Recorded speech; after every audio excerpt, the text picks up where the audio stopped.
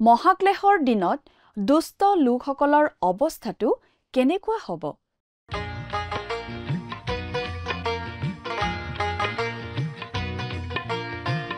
আজিৰে পবিত্ৰ ক্ষণতে উজলি উঠা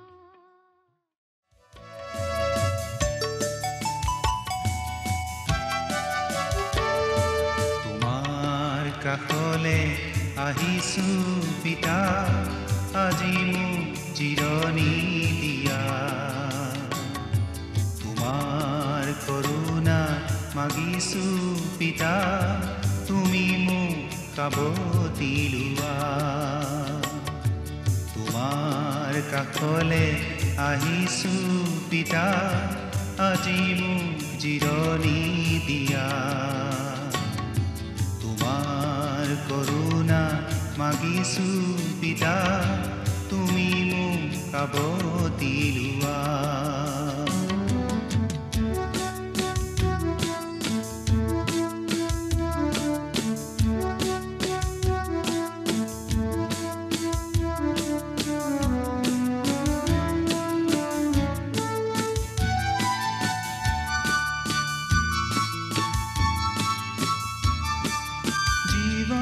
বাটত ইমান নিৰাশা, মাথো দুখেৰে ভৰা। প্ৰতিক্ষণে মই ইমান অসহায়, যেন অকলশৰীয়া। আশাৰ প্ৰদীপ হে মোৰ জিহুৱা, মোলৈ দৃষ্টি কৰা। আশাৰ প্ৰদীপ হে মোৰ জিহুৱা, মোলৈ দৃষ্টি কৰা। তোমাৰ কাষলে আহিছো পিতা, আজি মোক জিৰণি দিয়া। তোমাৰ কৰুণা মাগিছো পিতা, তুমি মোক কাবতি লোৱা।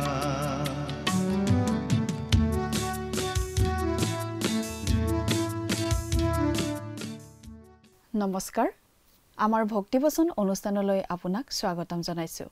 খ্ৰীষ্টীয় বিশ্বাসী লোকসকলৰ বাবে বিশেষভাৱে প্ৰস্তুত কৰা এই ভক্তিবচন অনুষ্ঠানটো হৈছে বাইবেল অধ্যয়নৰ ধাৰাবাহিক অসমীয়া অনুষ্ঠান।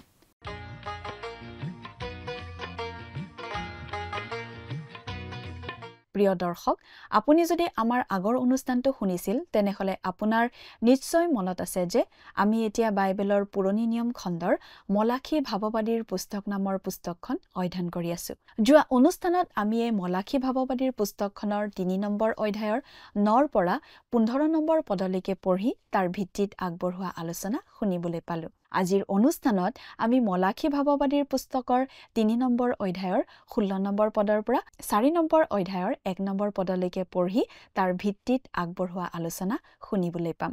এই অনুগ্ৰহৰ কালৰ অধীনত ঈশ্বৰে বিচাৰে আমি যিদৰে দিব পাৰো তেনেদৰে দান আগবঢ়াই থাকো। কিছুমান মানুহৰ বাবে সেইটো ১০ম ভাগতকৈ কম হ'ব আৰু আন কিছুমান মানুহৰ বাবে সেয়া ১০ম ভাগতকৈ বেছি হ'ব। আমি যিমান পাৰো সিমান দিবলৈ শিকা উচিত। ঈশ্বৰে আচলতে জনাই দিছিল যে তেওঁ ইছৰাইলীয়া লোকসকলৰ উপবাস দিয়া আৰু আন আন আচাৰ অনুষ্ঠান পালন কৰা আৰু বিভিন্ন যুক্তিতৰ্কৰ বিষয়ে কোনো গুৰুত্ব নিদিয়ে। তেওঁলোকে কেৱল ধৰ্মীয় তৰ্ক কৰিবহে বিচাৰিছিল, কিন্তু সেই সকলোবোৰ অৰ্থহীন। ঈশ্বৰে আচলতে মানুহবোৰৰ পৰা প্ৰকৃত সেৱাৰ মনোভাৱ, প্ৰকৃত উপাসনাহে বিচাৰিছিল। ঈশ্বৰে যিচয় ভাৱবাদীৰ যোগেৰে এটা কথা বুজাই দিছিল যে যেতিয়া কোনো এজন লোকে ঈশ্বৰক উপাসনা কৰিবলৈ সোমাই আহে তেতিয়া তেওঁ নিশ্চিত হোৱা উচিত যে তেওঁৰ সেৱা উপাসনা কৰা কাৰ্যটো সমৰ্থন কৰিব পৰাকৈ তেওঁৰ এটা জীৱন আছে। এইটো অতি গুৰুত্বপূৰ্ণ। ঈশ্বৰে এনেকুৱা এটা জীৱন বিচাৰে যিয়ে আমি ক'বলগীয়া কথাখিনিৰ সমৰ্থন কৰিব পাৰে। গতিকে পুৰণি নিয়মৰ দিনৰ প্ৰকৃত উপাসনাৰ সংজ্ঞাও এয়ে আছিল। ঈশ্বৰৰ আগত হৃদয় সঠিক নহলে আচাৰ অনুষ্ঠানৰ নিজস্ব কোনো মূল্য নাই। এইটো আমি মনত ৰখা উচিত।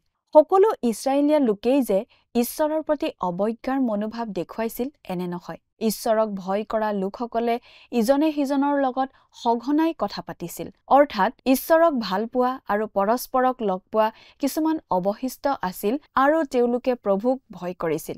তেওঁলোকে ইজনে সিজনৰ লগত কথা পাতিছিল, অৰ্থাৎ তেওঁলোকে সহভাগিতা ৰাখিছিল। তেওঁলোকৰ কথা ঈশ্বৰে শুনিলে আৰু তেওঁক ভয় কৰা আৰু তেওঁৰ নাম চিন্তা কৰা লোকসকলৰ বাবে তেওঁৰ সন্মুখত এখন স্মৃতি গ্ৰন্থ লিখা হ'ল। ঈশ্বৰে সকলো কথা মনত ৰাখে। ঈশ্বৰে কেতিয়াও পাহৰিব নোৱাৰে। প্ৰিয় দৰ্শক, কথাবোৰ অধিক বহলাই চাবলৈ আহকচোন। এতিয়া আমি মূল আলোচনাটোৰ মাজলৈ আগবাঢ়ি যাওঁ। প্ৰিয় শ্ৰোতা, যোৱা অনুষ্ঠানত আমি এই মলাখী পুস্তকখনৰ 3 নম্বৰ অধ্যায়ৰ 9 নম্বৰ পদৰ পৰা একেবাৰে 15 নম্বৰ পদলৈকে পঢ়ি আলোচনা আগবঢ়াইছিলোঁ, নহয়নে বাৰু? আমি বিশেষভাৱে এটা কথা পাই আছোঁ, সেইটো হৈছে ইছৰাইলীয়া লোকসকলে যদিও বিভিন্ন ধৰ্মীয় ৰীতি নীতিবিলাক পালন কৰি আছিল, তথাপি তেওঁলোকৰ সেইবোৰত ঈশ্বৰ সন্তুষ্ট হোৱা নাছিল। প্ৰকৃত উপাসনা কি সেই বিষয়ে আমি এটা সূত্ৰ যোৱা অনুষ্ঠানত আগবঢ়াইছিলোঁ।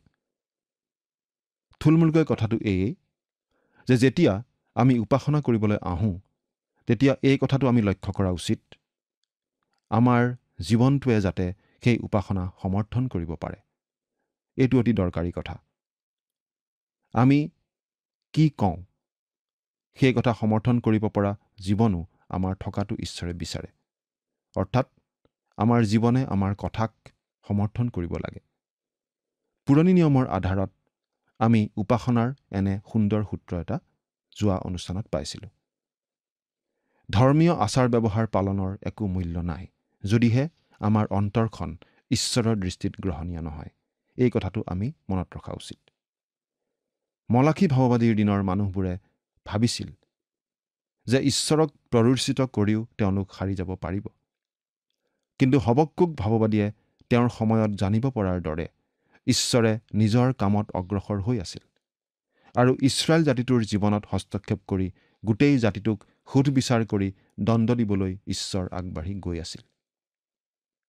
এই কথা আমি যোৱা অনুষ্ঠানত বিশেষভাৱে উল্লেখ কৰিছিলোঁ। আজিৰ অনুষ্ঠানত আমি এই মলাখী পুস্তকখনৰ 3 নম্বৰ অধ্যায়ৰ 16 নম্বৰ পদৰ পৰা 4 নম্বৰ অধ্যায়ৰ 1 নম্বৰ পদলৈকে আমাৰ আলোচনা আগবঢ়াই নিব খুজিছোঁ। ইয়াত আমি বিশেষ ভাৱবাণীৰ কথাও পঢ়িবলৈ পাম। ইয়াৰ যোগেদি আজি আমি শিকিবলগীয়া অনেক কথা আছে। মলাখী ভাৱবাদীৰ দিনত সেই ইছৰাইলীয়া লোকবিলাকে ধৰ্মীয় আচাৰ ব্যৱহাৰ আদিহে বাহ্যিকভাৱে পালন কৰি আহিছিল, কিন্তু তেওঁলোকৰ অন্তৰখন ঈশ্বৰৰ পৰা বহু দূৰৈত আছিল। কেৱল বাহ্যিক ৰীতি নীতি পালন কৰাতেই তেওঁলোক ব্যস্ত আছিল।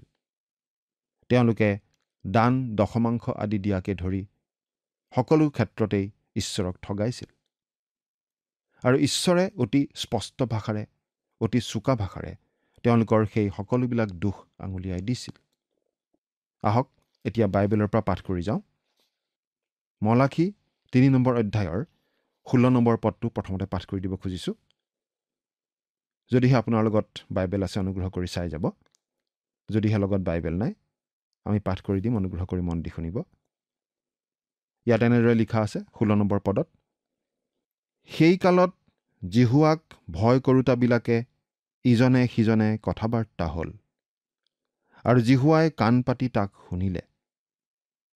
আৰু জিহুৱাক ভয় কৰোঁতাবিলাকৰ আৰু তেওঁৰ নাম ধ্যান কৰোঁতাবিলাকৰ অৰ্থে তেওঁৰ আগত এখন স্মৰণাৰ্থক পুথি লিখা হ'ল। সেই কালত জিহুৱাক ভয় কৰোঁতাবিলাকে ইজনে সিজনে কথা বাৰ্তা হ'ল আৰু জিহুৱাই কাণ পাতি তাক শুনিলে। অৰ্থাৎ এটা অৱশিষ্ট দল আছিল যিসকলে ঈশ্বৰলৈ ভয় ভক্তি ৰাখিছিল। তেওঁলোকে ইজনে সিজনৰ লগত কথা পাতিছিল, অৰ্থাৎ তেওঁবিলাকৰ মাজত বিশেষ সহভাগিতা আছিল। আৰু জিহুৱাই কাণ পাতি তাক শুনিলে। আৰু জিহুৱাক ভয় কৰোঁতাবিলাকৰ আৰু তেওঁৰ নাম ধ্যান কৰোঁতাবিলাকৰ অৰ্থে তেওঁৰ আগত এখন স্মৰণাৰ্থক পুথি লিখা হ'ল। গোটেই শাস্ত্ৰখন পঢ়ি আমি এই ধাৰণাই ভালদৰে পাওঁ যে ঈশ্বৰে কথা লিখি ৰাখে। ঈশ্বৰে পুথিত লিখি ৰাখে। আমি অৱশ্যে ভাবোঁ, যিহেতু ঈশ্বৰে একো নাপাহৰে, গতিকে কথাবোৰ তেওঁ স্বৰ্গত বহি বহি লিখি ৰখাৰ কোনো আৱশ্যকতা নাথাকে। তেওঁৰ বাবে কোনো কিতাপ নাইবা কোনো কম্পিউটাৰৰ নিশ্চয় প্ৰয়োজন নাই। কিন্তু তথাপি তেওঁ কথাবোৰ লিখি ৰাখে, ৰেকৰ্ড কৰি ৰাখে। ইয়াত যি পুথি লিখাৰ কথা কোৱা হৈছে, সেই বিষয়ে আমি প্ৰকাশিত বাক্য পুস্তকতো পাওঁ। আৰু তেওঁ পুস্তকৰ পৰা নাম মচি দিয়া বা নাম মোহাৰি পেলাবৰ বাবে প্ৰস্তুত থকাৰ বিষয়েও পঢ়িবলৈ পাওঁ। পাঠ কৰি দিব খুজিছোঁ প্ৰকাশিত বাক্যৰ 3 নম্বৰ অধ্যায়ৰ 4 আৰু 5 নম্বৰ পদ। কিন্তু যিবিলাকে নিজ বস্ত্ৰ মলিন নকৰিলে, চাৰ্ডিত তোমাৰ এনে কিছুমান নাম আছে। তেওঁবিলাকে বগা বস্ত্ৰেৰে মোৰে সৈতে অহা যোৱা কৰিব, কিয়নো তেওঁবিলাক যোগ্য পাত্ৰ। যিজনে জয় কৰে, তেওঁ সেইদৰে বগা বস্ত্ৰেৰে বিভূষিত হ'ব, আৰু মই জীৱন পুস্তকৰ পৰা তেওঁৰ নাম নুগুচাম। কিন্তু মোৰ পিতৃৰ সাক্ষাতে আৰু তেওঁৰ দূতবিলাকৰো সাক্ষাতে মই তেওঁৰ নাম স্বীকাৰ কৰিম। এইটো অতি চোকা ভাষা আৰু প্ৰকাশিত বাক্যৰ এই কথাখিনি বুজি পোৱাটো অলপ টান। তেওঁ আচলতে প্ৰতীকধৰ্মীভাৱে কথাখিনি কোৱা বুলি আমি বুজি পাওঁ। তেওঁ পৰিত্ৰাণ গ্ৰহণ কৰা লোকসকলৰ নাম জীৱন পুস্তকত লিখি ৰখা বুলি কওঁতে আমি এইটো বুজি পাওঁ যে যিসকল লোকে কিবা এটা উপহাৰ বা পুৰস্কাৰ পাব অথবা কিবা সন্মান পাব, সেই নাম তেওঁ লিখি ৰাখিছে। অৱশ্যে তেওঁৰ হাতত স্বৰ্গত সঁচাসঁচিকৈ কিবা কিতাপ আছেনে নাই আমি খাটাংকৈ একো ক'ব নোৱাৰোঁ। আমাক প্ৰকাশিত বাক্য পুস্তকৰ শেষ ভাগত এই বুলিও কোৱা হৈছে যে যেতিয়া পৰিত্ৰাণ নোপোৱা লোকসকলক বিচাৰৰ বাবে বগা সিংহাসনৰ আগত থিয় কৰোৱা হ'ব, সেই পুস্তকখন তেতিয়া মেলা হ'ব, আৰু তেনে কেইবাখনো থাকিব। আৰু পৰিত্ৰাণ পোৱা লোকসকলৰ নাম থকা পুস্তক এখনো থাকিব। এই গোটেই কথাখিনি যদি আপোনালোকে চাব খোজে, তেতিয়াহ'লে প্ৰকাশিত বাক্য পুস্তকৰ 20 নম্বৰ অধ্যায়টো পঢ়ি চাব পাৰে। এই কথাটো আমি এনেদৰে ব্যাখ্যা কৰিব খুজিছোঁ। এইটো আচলতে আমি স্কুলত সেই পৰীক্ষাৰ ফলাফল দিয়া ৰিপৰ্ট কাৰ্ড এখনৰ নিচিনা বুলি ক'ব পাৰোঁ। যদি আপুনি ছাত্ৰ, তেনেহ'লে আপুনি এনে ৰিপৰ্ট কাৰ্ড এখন পায়। আপুনি ছাত্ৰ হিচাপে নামভৰ্তি কৰিলেই এনে ৰিপৰ্ট কাৰ্ড পাবই। হয়তো পাছ কৰিব বা ফেইল কৰিব, ভাল নম্বৰ পাব, বেয়া নম্বৰ পাব। কিন্তু যদিহে ছাত্ৰ হিচাপে আপোনাৰ নাম ভৰ্তি কৰা হৈছে, তেতিয়াহ'লে এনেকুৱা কিবা এখন ৰিপৰ্ট কাৰ্ড আপুনি পাবই। আপুনি খ্ৰীষ্টক আপোনাৰ পৰিত্ৰাতা হিচাপে গ্ৰহণ কৰাৰ যোগেদি মেৰ পোৱালীৰ জীৱন পুস্তকত আপোনাৰ নাম ভৰ্তি কৰিব পাৰে। আপুনি এখন ৰিপৰ্ট কাৰ্ড পায়। আপোনাৰ নাম যদি মেৰ পোৱালী অৰ্থাৎ খ্ৰীষ্টৰ জীৱন পুস্তকত আছে, আপুনি পঞ্জীয়নভুক্ত হয়, আপোনাৰ নামটো ৰেজিষ্টাৰ কৰাৰ নিচিনা হয়, আৰু তাৰ পাছত আপুনি নম্বৰ পাবলৈ আৰম্ভ কৰে। তেতিয়া আপুনি বাইবেল অধ্যয়ন কেনেদৰে কৰিছে সেই বিষয়ে নম্বৰ পায়। সেই ক্ষেত্ৰত বাৰু তেওঁ আপোনাক কেনেকুৱা নম্বৰ দিয়ে? আপুনি বাৰু A গ্ৰেড পাইছেনে, নে আপুনি ফেইল মাৰি আছে? তেওঁৰ প্ৰতি আপোনাৰ জীৱন কেনেকুৱা? তেওঁৰ প্ৰতি আপোনাৰ সেৱা পৰিচৰ্যা কেনেকুৱা? তেওঁ এই সকলোবিলাক লক্ষ্য কৰে আৰু তাৰ বিৱৰণ ৰাখে। তাৰ বাবে তেওঁ আপোনাক নম্বৰ দিয়ে। গতিকে যেতিয়া তেওঁ চাৰ্ডিৰ মণ্ডলীলৈকে লিখিছে যে তেওঁ জীৱন পুস্তকৰ পৰা নাম আঁতৰাই পেলায়, তেতিয়া আচলতে সেৱাৰ বিষয়তহে এই কথা কৈছে। কাৰণ ইয়াত আচলতে তেওঁ সেই বিষয়ে কৈ আছে। অৰ্থাৎ তেওঁলোকে কেনে সেৱা আগবঢ়াই আছে, সেই ক্ষেত্ৰত এই কথাখিনি কোৱা হৈছে। আমি বহুতেই তেনেকুৱা ৰিপৰ্ট কাৰ্ড পাম, আৰু বহুতেই খ্ৰীষ্টিয়ান জীৱনত কিজানি ফেইল মাৰিম।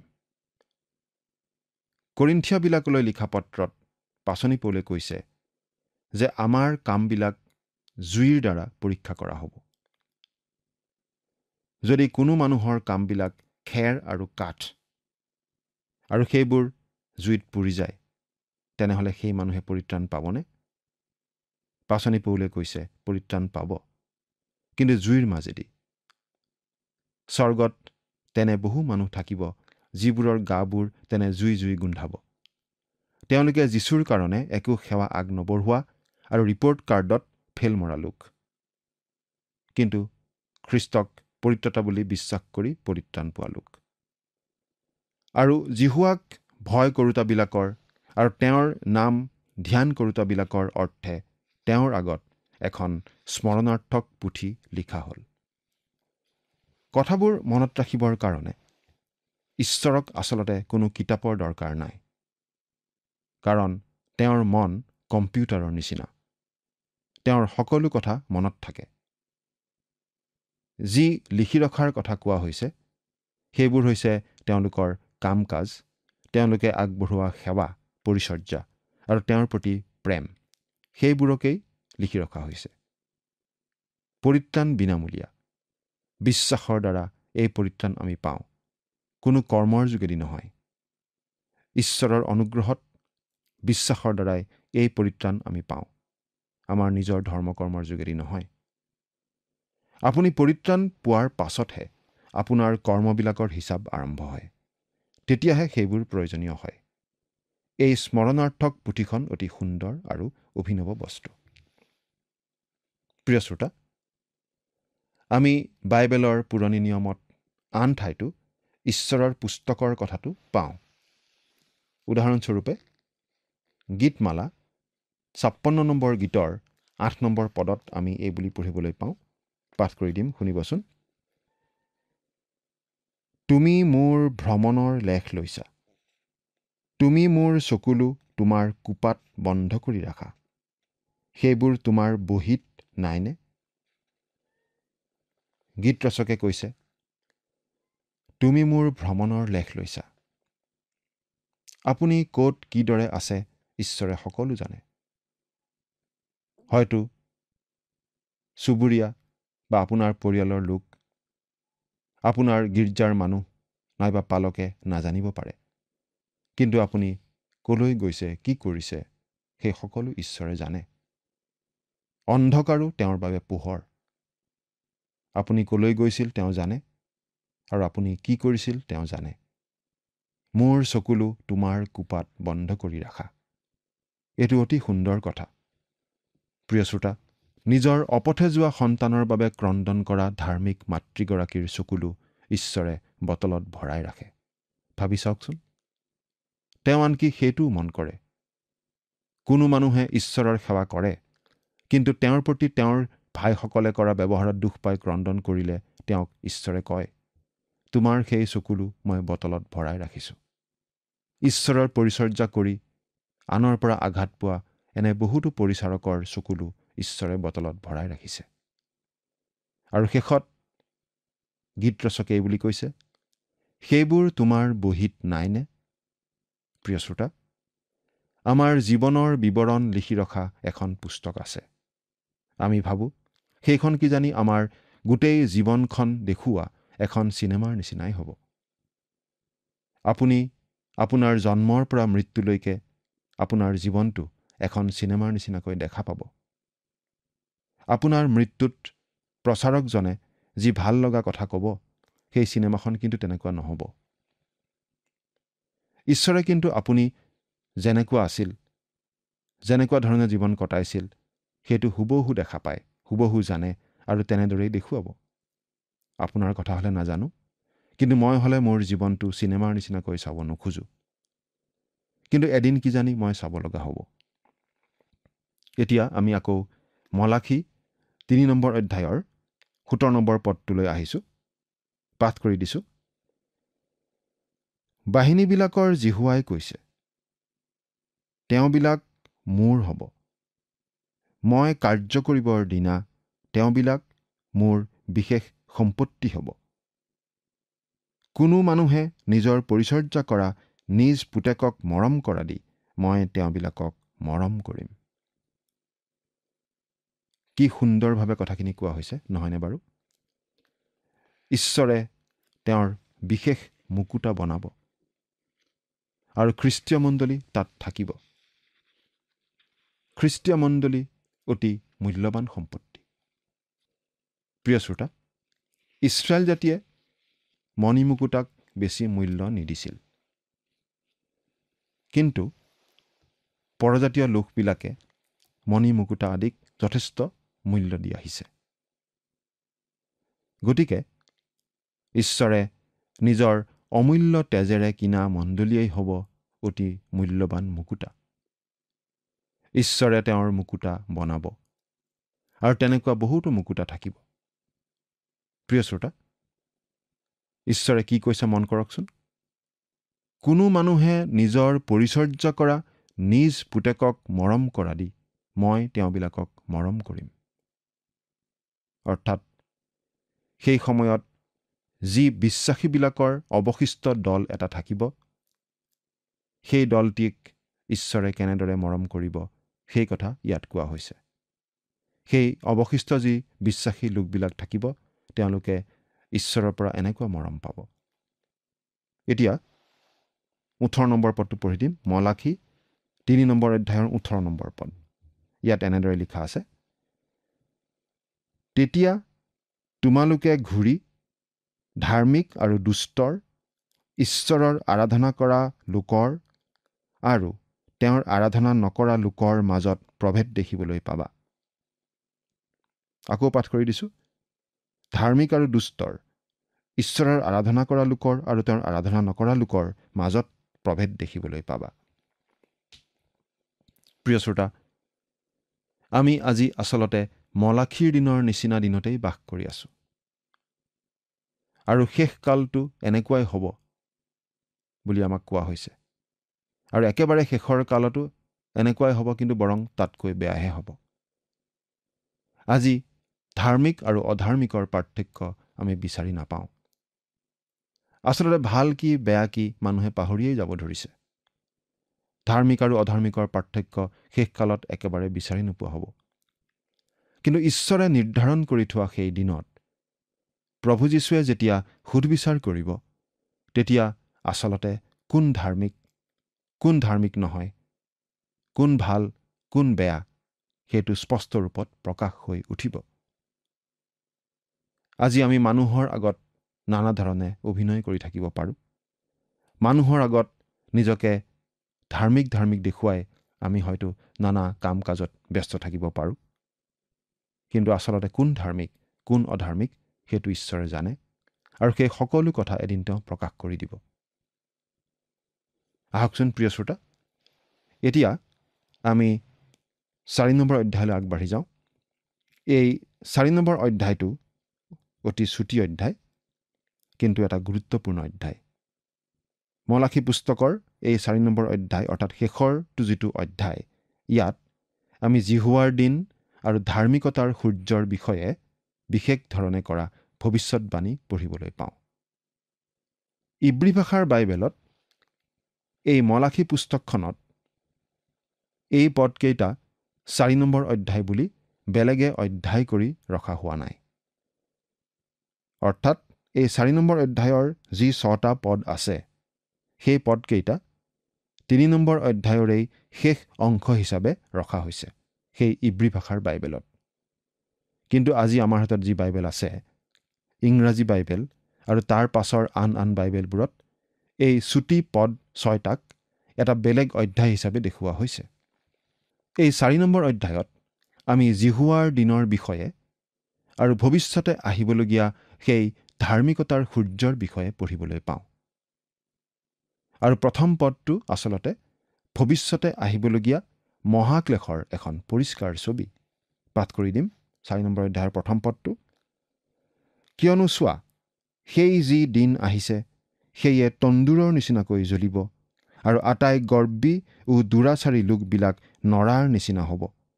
বাহিনীবিলাকৰ জিহুৱাই কৈছে, সেই যি দিন আহিছে, সেয়ে সিহঁতৰ শিপা কি ডাল একো অৱশিষ্ট নথকাকৈ সিহঁতক পুৰি পেলাব। কিয়নো চোৱা, সেই যি দিন আহিছে, ইয়াত জিহুৱাৰ দিনৰ কথা বুজোৱা হৈছে। সেয়ে তন্দুৰৰ নিচিনাকৈ জ্বলিব আৰু আটাই গৰ্বী ও দুৰাচাৰী লোকবিলাক নৰাৰ নিচিনা হ'ব, অৰ্থাৎ তেওঁলোক ধ্বংস হ'ব। আমি প্ৰকাশিত বাক্যত পঢ়িবলৈ পাওঁ যে মাত্ৰ এটা ভয়ংকৰ আঘাততে পৃথিৱীৰ জনসংখ্যাৰ 4/1 এভাগ নোহোৱা হৈ পৰিব। বাহিনীবিলাকৰ জিহুৱাই কৈছে, সেই যি দিন আহিছে সেয়ে সিহঁতৰ শিপা কি ডাল একো অৱশিষ্ট নথকাকৈ সিহঁতক পুৰি পেলাব। তাৰমানে ইয়াত এই কথা বুজোৱা হোৱা নাই যে পৰিত্ৰাণ নোপোৱা লোকসকলৰ মৃত্যুতেই সকলো শেষ। পৰিত্ৰাণ নোপোৱা লোকসকলৰ মৃত্যুতেই সকলো সামৰণি পৰে বুলি ইয়াত বুজোৱা হোৱা নাই। বাইবেলে তেনে কথা নিশিকায়। বাইবেলে আমাক এই কথাই শিকাইছে যে কোনো এজন মানুহৰ মৃত্যু হ'লে শৰীৰটো কবৰলৈ যায়, লাগিলে মানুহজন পৰিত্ৰাণ পোৱা মানুহেই হওক বা হেৰাই থকা মানুহেই হওক। আমাৰ আত্মা কিন্তু অনন্তকাল স্থায়ী। স্বৰ্গত নাইবা নৰকত অনন্তকাল ধৰি সেই আত্মা থাকিব লাগিব। এই পদত আচলতে এই কথাহে বুজোৱা হৈছে যে পৰিত্ৰাণ নোপোৱা লোকসকলক মহাক্লেশৰ সময়ত সুদবিচাৰ কৰি পৃথিৱীৰ পৰা আঁতৰ কৰি পেলোৱা হ'ব। আপুনি বাৰু ক'ত থাকিব চিন্তা কৰি চাওকচোন। ঈশ্বৰে আপোনাক আশীৰ্বাদ কৰক। আমেন।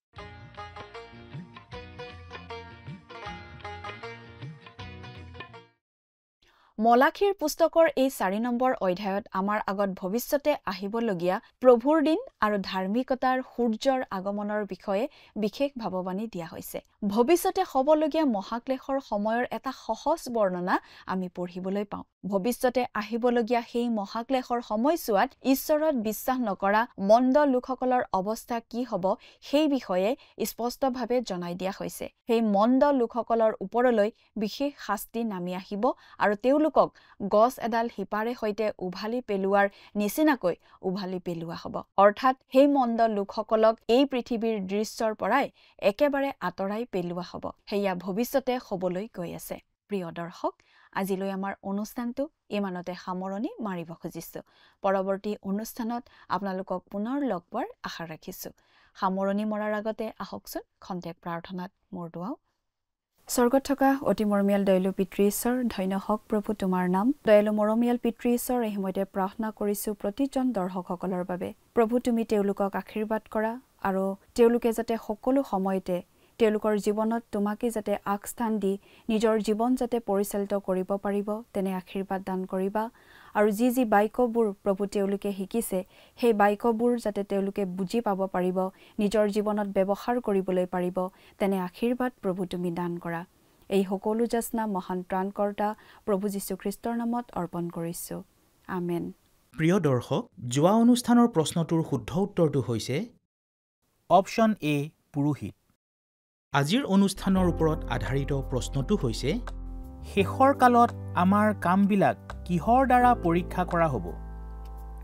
অপশ্যন এ, পানী, অপশ্যন বি, জুই, অপশ্যন চি, গন্ধৰস, অপশ্যন ডি, তৰোৱাল। প্ৰিয় দৰ্শক, আজিৰ প্ৰশ্নৰ সঠিক উত্তৰটো আজি সন্ধিয়া 6 বজাৰ আগেয়ে আপোনাৰ নাম আৰু সম্পূৰ্ণ ঠিকনাৰে সৈতে আমালৈ 7429840242 নম্বৰত SMS নাইবা হোৱাটছআপ যোগে প্ৰেৰণ কৰক। প্ৰিয় দৰ্শক, আপুনি যদি আমাৰ এই অনুষ্ঠানৰ যোগেদি আশীৰ্বাদপ্ৰাপ্ত হৈছে আৰু আমাৰ লগত কথা পাতিবলৈ বিচাৰিছে বা আপোনাক প্ৰাৰ্থনাৰ সহায় ও পৰামৰ্শ লাগে তেন্তে আমালৈ 7429840242 এই নম্বৰত পোনপটীয়াকৈ ফোন কৰিব পাৰিব। ধন্যবাদ।